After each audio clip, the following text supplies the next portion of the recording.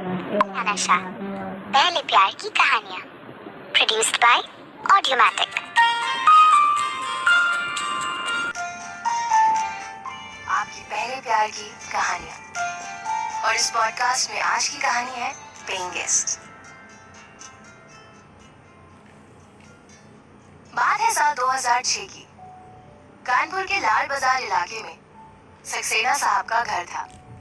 जिंदगी भर की कमाई इस घर में लगा के 2 मंजिला इमारत खड़ी कर दी। जॉब से रिटायरमेंट के बाद उनकी इनकम आधी और पेंशन पूरी आने लगी, मगर बढ़ती महंगाई की वजह से खर्चा चलाना मुश्किल हो रहा था। सक्सेना साहब का इकलौता बेटा पीयूष भी अब तक सेटल नहीं हुआ था, इसीलिए उन्होंने सोचा कि घर के ऊपर वाला हिस्सा किराए पे दे दिया जाए। तो उन्होंने लड़कियों के लिए एक पेइंग गेस्ट फैसिलिटी खोल दी। इसी दौरान विधि कानपुर में नई आई थी। यहाँ उसको अपनी बैंक जॉब की ट्रेनिंग के सिलसिले में कुछ महीनों तक रुकना था। जब वो रहने की जगह ढूंढ रही थी, तब उसे सक्सेना जी के पेइंग गेस्ट सुविधा के बारे में पता चला। ये पेइंग गेस्ट सुविधा उसके लिए एकदम कन्वीनियंट थी, क्योंकि उसका बैंक उनके घर से बेहद नजदीक था। खैर, जब विधि पहले दिन किराए की बात करने गई, तो सक्सेना साहब ने दुनिया भर के सवाल पूछ लिए, खाने की प्रेफरेंस से लेकर फैमिली डिटेल्स तक, यहाँ तक कि बैंक का ऑफर लेटर भी और क्वालिफिकेशंस भी। सारा बैकग्राउंड चेक होने के बाद ही विधि को परमिशन मिल गई। हालांकि पीयूष को पता था कि ये सब नाटक है, क्योंकि एडवांस पैसों की हरियाली देखकर तो सक्सेना साहब को वैसे ही पिघल जाना था। लेकिन विधि ने एडवांस देने के पहले अपने रहने की जगह देखने की ख्वाहिश जाहिर की। अब सक्सेना साहब तो ठहरे आर्थराइटिस के मरीज, उनके लिए सीढ़ियां चढ़ना पहाड़ चढ़ने के बराबर था। तो उन्होंने ये जिम्मेदारी पीयूष को सौंपी। पीयूष तो पहले पल से विधि से चिढ़ा हुआ था, क्योंकि जिस कॉम्पिटिटिव एग्जाम के लिए पीयूष सालों से तैयारी कर रहा था, वही एग्जाम विधि क्वालिफाई कर चुकी थी, बैंक पीओ। पीयूष को पता था कि अगर विधि घर में पेइंग गेस्ट बन के रहने लगी, तो आज नहीं तो कल उसके पापा उसे इस बात का ताना मारेंगे। बड़े ही अनमने ढंग से पीयूष ने विधि को ऊपर का कमरा दिखाया और पूरी कोशिश करी कि वो रहने से इनकार कर दे। लेकिन कहते हैं, need is the father of acceptance. विधि को फिलहाल रहने की जगह चाहिए थी, वो भी अपने बैंक के नजदीक। सो उसने वो जगह एक्सेप्ट कर ली, एडवांस रेंट भी दे दिया और अगले दिन शिफ्ट होने की बात कहकर चली गई। पीयूष अपनी किस्मत को कोसने लगा और सोचने लगा कि ऊपर वाले ने उसके साथ ऐसा क्यों किया। अगले दिन विधि अपने थोड़े से सामान के साथ शिफ्ट हो गई। सक्सेना साहब ने सारी जिम्मेदारी पीयूष को सौंप रखी थी, तो ना चाहते हुए भी उसने विधि की थोड़ी बहुत हेल्प कर दी।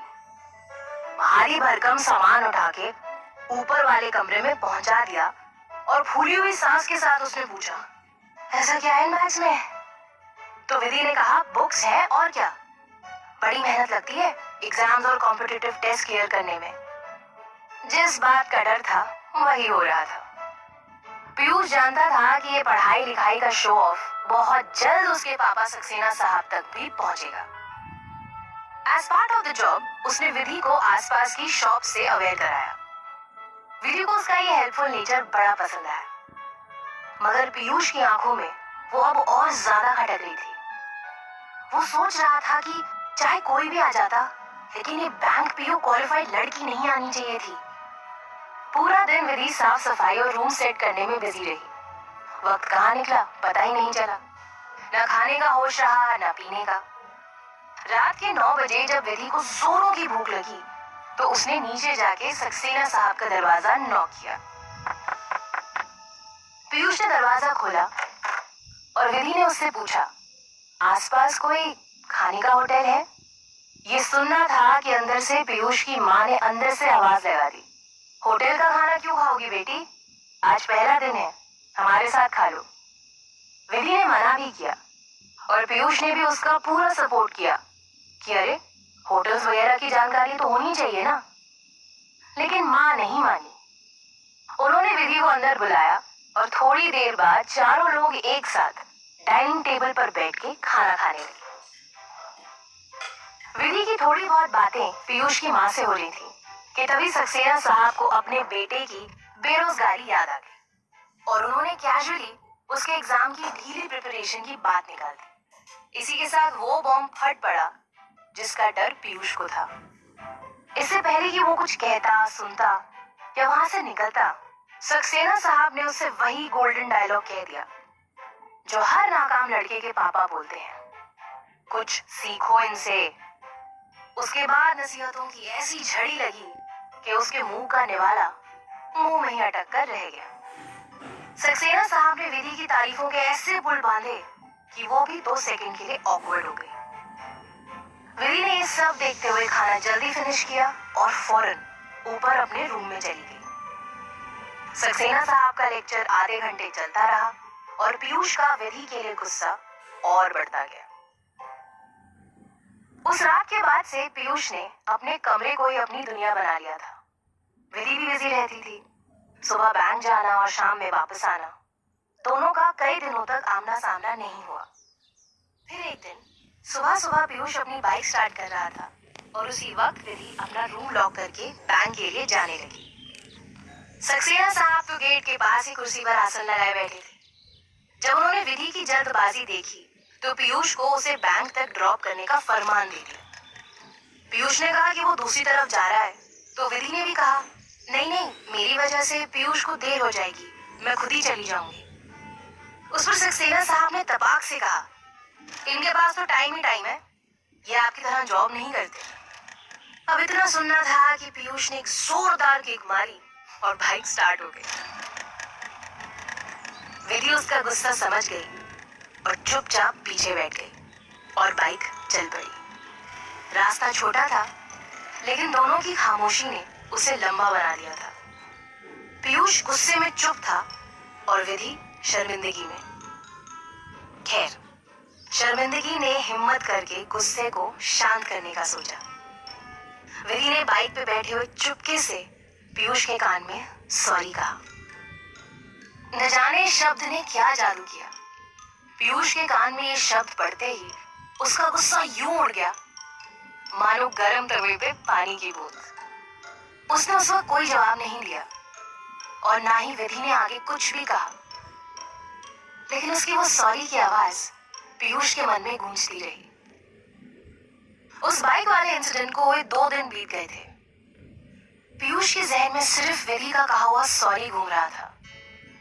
कानों के पास उसकी खूबसूरत आवाज, उसका बाइक पे बैठना, उसका नजदीक आना, उसकी जुल्फों का उड़ना, सब कुछ स्लो मोशन में न जाने कितनी बार उसके दिमाग में चल चुका था। वो इसी उधेड़-बुन में लगा हुआ था कि तभी विधि की जोर जोर से चिल्लाने की आवाज आने लगी।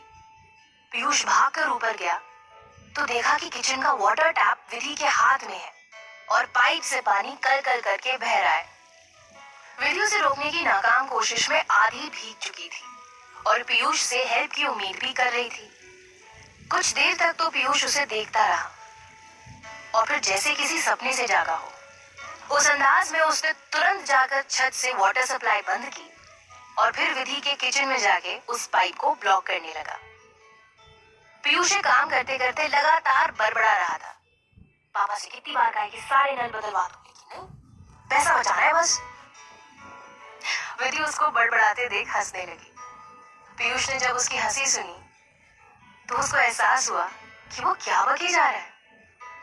थोड़ी ही देर में पाइप से पानी बहने की समस्या हल हो गई और पीयूष ने बड़े ही फॉर्मल अंदाज में अगले ही दिन नया नल लगवाने का प्रॉमिस भी कर दिया। फिर कुछ देर दोनों ऑकवर्ड मुस्कुराहट एक दूसरे को देते रहे और जैसे पीयूष ने जाने की बात की तो विधि ने उससे बैठने को कहा। पीयूष को तो जैसे इसी बात का इंतजार था। विधि ने 2 कप चाय बना ली। जब पीयूष ने चाय पीने से मना किया तो उसने बड़ी ही सादगी से कहा, जब हम आपके यहाँ खाना खा सकते हैं तो आप हमारे यहाँ चाय क्यों नहीं पी सकते। ये सुनकर पीयूष ने चाय की प्याली हाथ में ली और धीरे धीरे पीने लगा। कहते हैं कि अगर चाय अच्छी हो तो बात करने का माहौल बन ही जाता है। पीयूष ने बड़े रिलैक्स मूड में उससे कहा, एक बात पूछनी है। तो विधि ने कहा, पूछिए। उसने पूछा कि विधि ने उस दिन बाइक पे उससे सॉरी क्यों कहा था? वो मुस्कुराई और जवाब दिया, मेरी वजह से आपको कई बार बातें सुननी पड़ी हैं, बस इसीलिए उस दिन आपसे सॉरी कह दिया। पीयूष ने कहा कि अरे पापा की तो आदत है, जब तक कुछ बन नहीं जाता सुनना तो पड़ेगा। विधि ने कहा कि वो ये बात समझती है, लेकिन सिर्फ सुनते रहने से कुछ नहीं होगा, कुछ बनने की कोशिश भी करनी पड़ेगी। उसने अनजाने में पीयूष की दुखती रग पे हाथ रख दिया। पीयूष ने अपने डिफेंस में अपना पूरा रोना रो दिया। वो कहने लगा, तैयारी तो पूरे मन से करता हूँ, खूब कोशिश करता हूँ, लेकिन लगता है बैंक पीओ निकालना मेरे बस में है ही नहीं शायद। विधि ने कहा कि अगर वो चाहे तो वो उसकी हेल्प कर सकती है।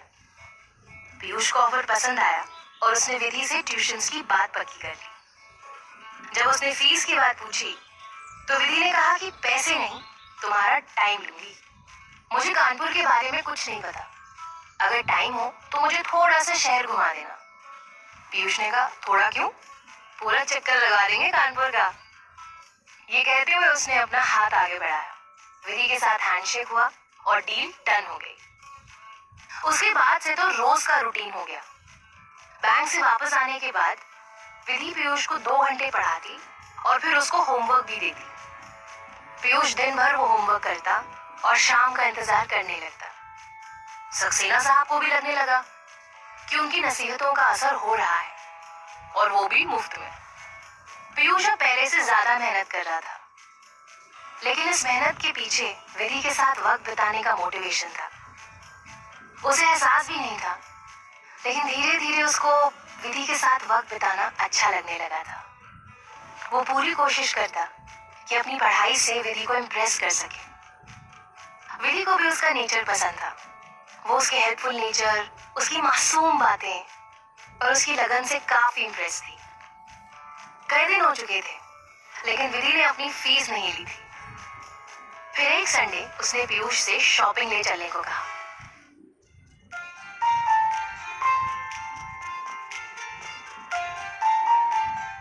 हम जल्द ही लौटेंगे एक छोटे से ब्रेक के बाद।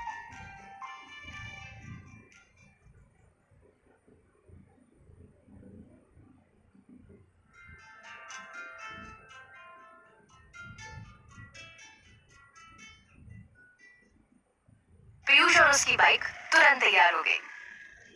शॉपिंग करते हुए और सामान देखते हुए पीयूष को थोड़ा अजीब लग रहा था। इससे पहले वो कभी किसी लड़की के साथ इस तरह शॉपिंग पे नहीं आया था, और ना ही कहीं घूमने गया था। उसे लग रहा था जैसे आसपास मौजूद सभी लोग उसी को देख रहे हैं। 1-2 दोस्त भी दिखे जो दूर से थम्स अप दिखाते हुए निकल गए। उनके हिसाब से तो अपने पीयूष भैया डेट पे निकले हुए थे। विधि इन सब बातों से अनजान शॉपिंग में बिजी थी। सारा सामान लेने के बाद उसने आइसक्रीम खाने की ख्वाहिश जताई, और दोनों मार्केट के अंदर ही मौजूद आइसक्रीम पार्लर में बैठ के बातें करने लगे। विधि ने पीयूष से उसके बारे में कई सवाल किए। आगे क्या करना है, शादी कब करोगे, कोई गर्लफ्रेंड है या नहीं। ये सारे सवाल उसने इतनी आसानी से पूछ डाले कि पीयूष सोचने लगा किसका जवाब दूं और कैसे दूं। पीयूष ने कहा कि बस एक अच्छे से बैंक में परमानेंट जॉब हो जाए, और कुछ नहीं चाहिए। मगर विधि गर्लफ्रेंड वाली बात का जवाब चाहती थी, इसीलिए उसने फिर से कहा, एक बार नौकरी लग गई तो शादी किसे करनी है। पीयूष ने उसकी आंखों में बसी शरारत पढ़ ली और उसने कहा, जब जरूरत होगी तब सोचा जाएगा। दोनों शॉपिंग पूरी करके घर आ गए। दोनों की मुलाकातों का सिलसिला चल पड़ा था। दोनों घर पे ट्यूशन के बहाने मिलते और ऑलमोस्ट हर वीकेंड पर एक साथ कानपुर शहर घूमने जाते। दोनों एक दूसरे को अच्छी तरह समझ रहे थे। जितना ज्यादा वक्त बिता रहे थे, उतना ही एक दूसरे को जान पा रहे थे। विधि को पीयूष काफी अच्छा लगने लगा था। सिर्फ करियर की दिक्कत को हटा दिया जाए तो उसमें हर वो अच्छाई थी जो किसी भी लड़की को पसंद आ जाए। उधर पीयूष के लिए तो विधि वरदान बनकर आई थी। न सिर्फ अब उसको पढ़ाई में एक अच्छी दिशा मिली थी, बल्कि उसकी जिंदगी में नए रंग भी आ गए थे। वो विधि को खुश रखने की हर मुमकिन कोशिश करता। विधि को पीजी में कोई भी दिक्कत होती तो पीयूष फौरन उसका समाधान कर देता। कभी इलेक्ट्रिसिटी फ्यूज उड़ जाता, कभी बारिश की वजह से पानी टपकने लगता, तो कभी पानी की टंकी में सफाई की जरूरत आ पड़ती। मुश्किलें लैंडलॉर्ड और टेनेंट वाली थी, लेकिन इन दोनों का रिश्ता अब दोस्तों वाला हो गया था, या शायद दोस्ती से भी कहीं ज्यादा। दोनों ही जानते थे कि एक दूसरे के दिल में क्या चल रहा है, लेकिन विधि चाहती थी कि पीयूष पहल करे और पीयूष सोचता कि पहले विधि के काबिल बन जाऊं फिर कुछ कहूं। इश्क अंगड़ाई लेने को बेकरार था और दोनों को सही वक्त का इंतजार था।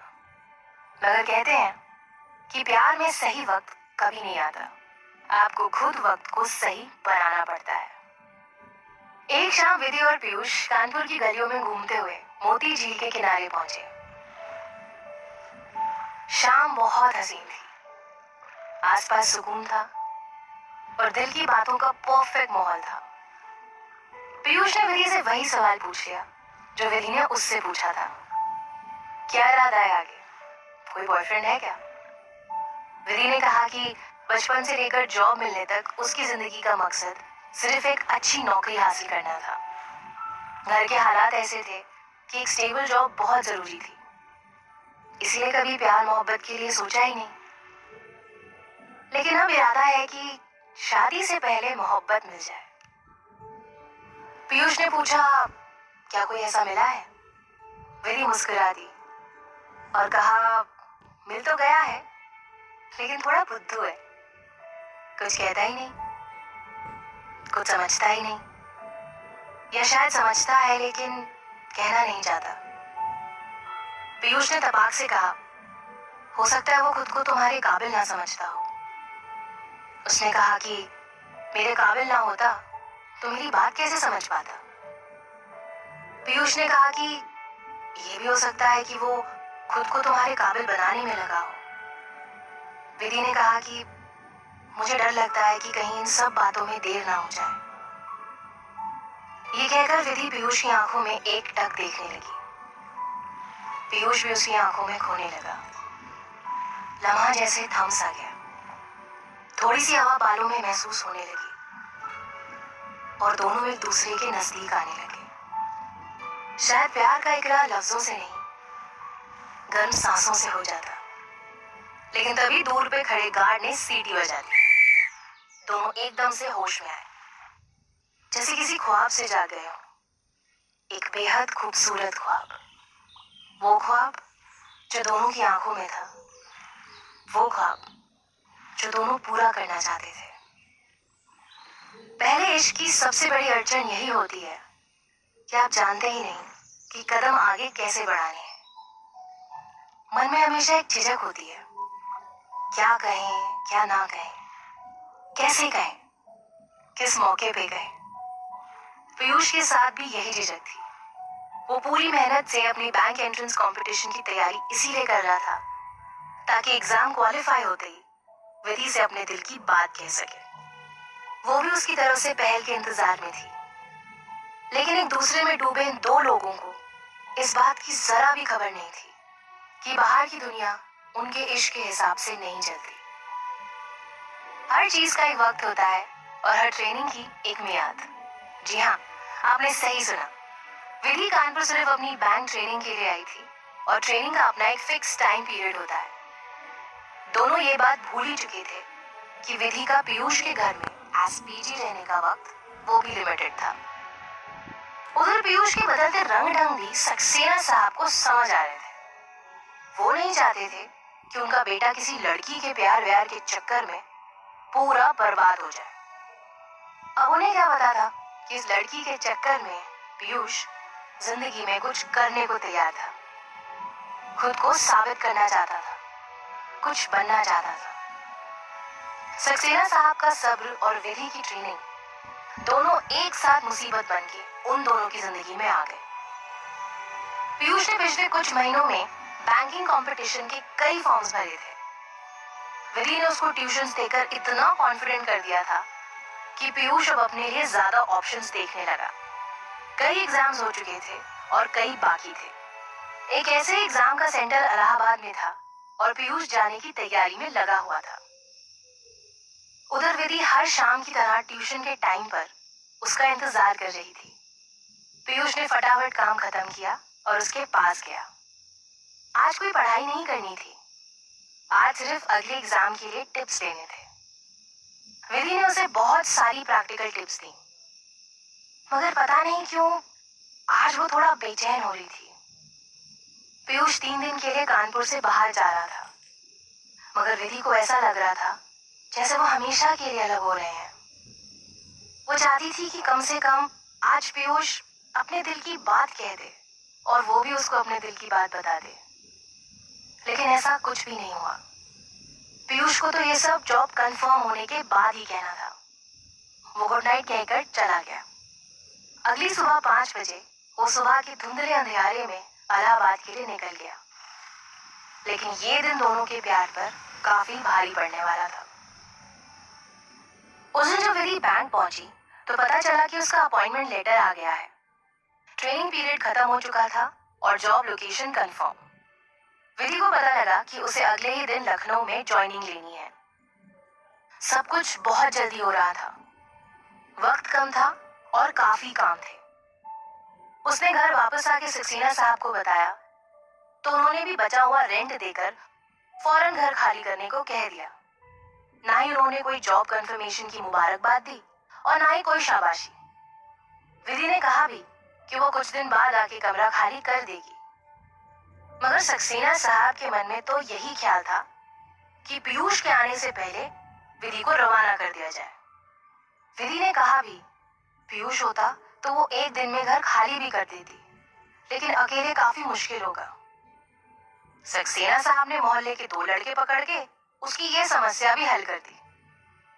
विधि इस तरह से पीयूष की गैर मौजूदगी में घर खाली करके नहीं जाना चाहती थी।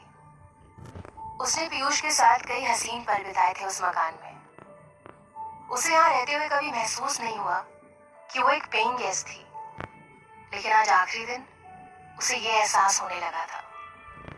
पीयूष इलाहाबाद में अपने मामा के घर रुका था। विधि ने कुछ पूछने के बहाने सक्सेना साहब से पीयूष के मामा का नंबर भी मांगा, लेकिन सक्सेना साहब ने बहाना कर दिया। विधि जाने से पहले पीयूष से आखिरी बार बात करना चाहती थी, लेकिन वो भी हो ना सकी। उसका दिल बेचैन था, क्योंकि वो जानती थी कि शायद अब वो पीयूष से कभी ना मिल पाए, मगर अब वो कुछ नहीं कर सकती थी।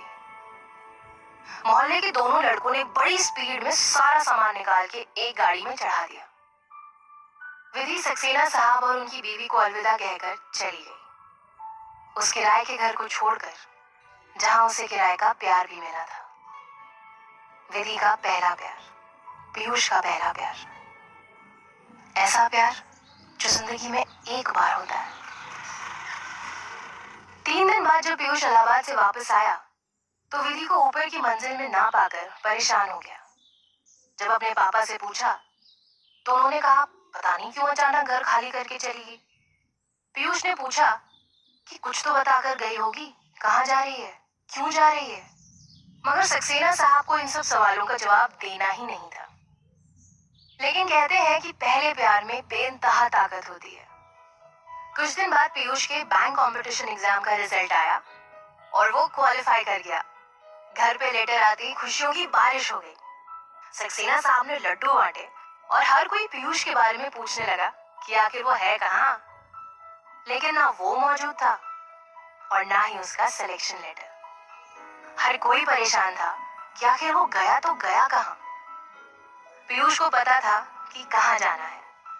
उसने कानपुर की ब्रांच से पता लगा लिया था कि विधि की ज्वाइनिंग किस शहर के बैंक में हुई है।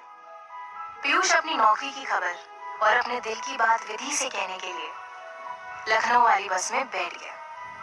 बस कंडक्टर ने आके किराया मांगा तो पीयूष ने भीगी हुई पलकों के साथ उससे कहा कि किराएदार से प्यार लेते हैं, किराया नहीं। कभी कभी हमें हमारी जिंदगी का पहला प्यार एक लिमिटेड वक्त के लिए मिलता है।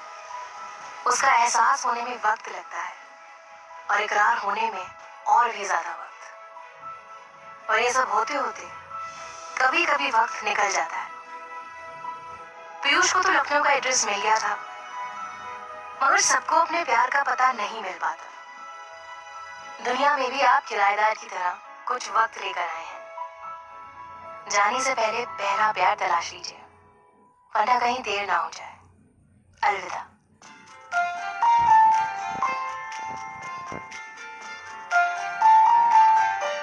You were listening to पहला नशा, पहले प्यार की कहानियां।